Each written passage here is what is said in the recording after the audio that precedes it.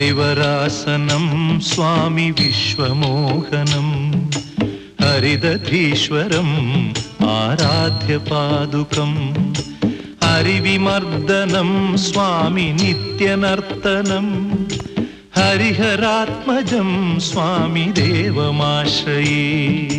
शरणमय्यप्पा स्वामी शरणमय्यप्पा शरणमय्यप्पा स्वामी शरणमय्यप्पा।